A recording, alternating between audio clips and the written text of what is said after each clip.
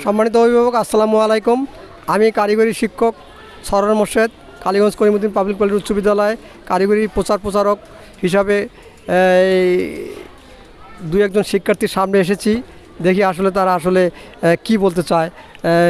এখন একজন শিক্ষার্থীর সামনে এসেছি, দেখি তার সঙ্গে কথা বলি এবং শুনি সে আসলে কি বলে। তোমার নাম? আমার নাম মোহাম্মদ মুর্শিদ হক। তুমি কোন শ্রেণীতে পড়ো?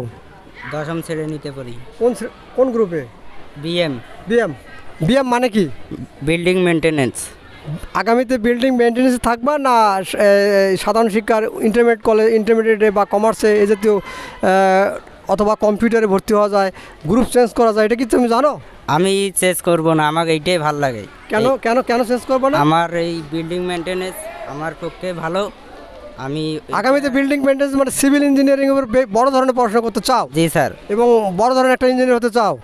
বড় বড় সেতু, ভবন এগুলি তৈরি করার জন্য বড় স্ট্রাকচার ডিজাইনের ইঞ্জিনিয়ার হতে চাও? জি স্যার। এবং নিজেকে স্বাবলম্বী করে তুলবা, দেশের জন্য কাজ করতে চাও, নিজের পরিবারের জন্য কাজ করতে চাও? জি স্যার। নিজের পরিবারের স্বাবলম্বীর জন্য কাজ করবো না? জি স্যার, করব।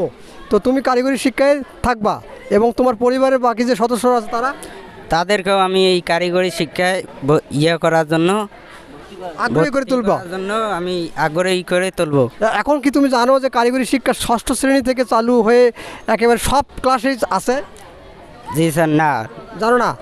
এখন থেকে 6ষ্ঠ শ্রেণী থেকে সরকারিতে বিভিন্ন জায়গায় কারিগরি শিক্ষা শিক্ষিত করার জন্য ব্যবস্থা সরকার করেছেন। তোমরা ইচ্ছা করলে যে কোনো ক্লাসে কারিগরি শিক্ষা শিক্ষিত করে তুলতে পারো, আবার সাধারণ শিক্ষাও শিক্ষিত করে তুলতে পারো। তোমার যেটা ভালো লাগে, তোমার কর্ম হবে এরকম শিক্ষিত গ্রহণ করতে হবে নাকি?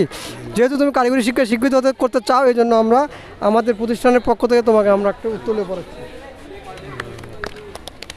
তোমাকে ধন্যবাদ। Thank you sir.